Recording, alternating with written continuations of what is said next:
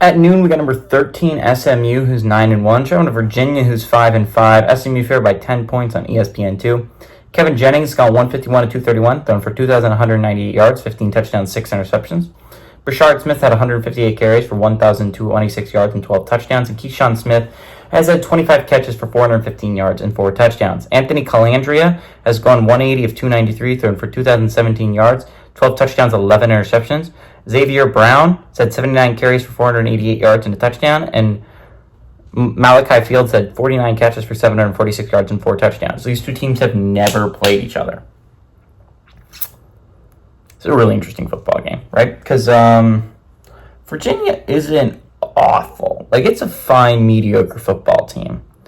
SMU's coming off a rough outing against Boston College, an outing that they ultimately won, but they got a little bit more of a fight out of Boston College than a lot of people thought they were going to, especially considering all the drama that was happening in that program not that long ago. SMU is still a really good football team. I'm going to stand by this statement. I think SMU is the best team in the ACC.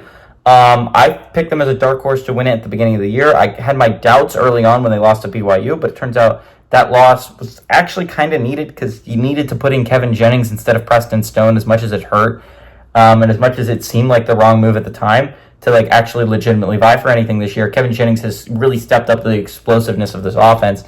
And sure, he's had some bad rookie, young quarterback moments. The game against Duke is a prime example of this. He turned the ball over a lot in that game.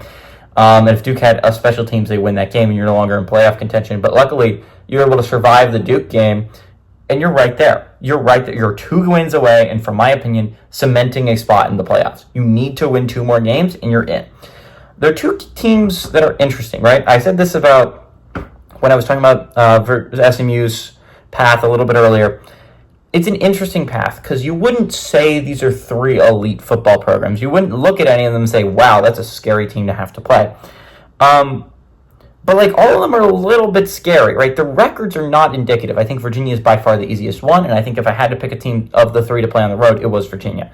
You got a dangerous Boston College team at home, big win for SMU. And you also got a dangerous Cal program at home, big win for SMU. This Virginia team's less dangerous. They've lost 5 games.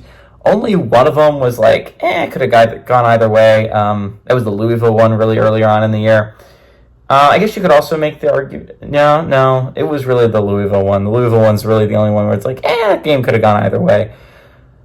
But Virginia's not a great football team. I think Virginia's in a little bit of a flux right now, just like Boston College was last week, with figuring out what they wanted. Thomas Castellanos is leaving the program, despite him being a really good young quarterback. Virginia got to decide what they want to do with Anthony Calandria because he was really good last year. He's regressed a little bit this year. Do you start Tony Muskett, the graduate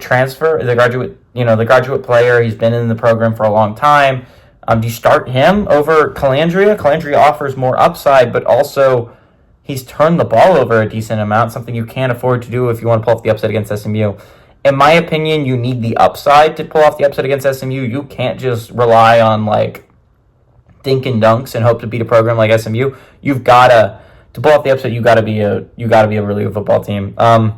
They think SMU is a 13-point team better than Virginia. I think they're a lot better than that. I think 10 points is a little bit of a disgrace for SMU. I think SMU is significantly better than Virginia. I think there's a difference between a Florida 5-5 and a Virginia 5-5, and I think SMU is a significantly better program than Virginia. Give me SMU to go on the road and kick Cavalier butt. Give me SMU to win and cover on the road.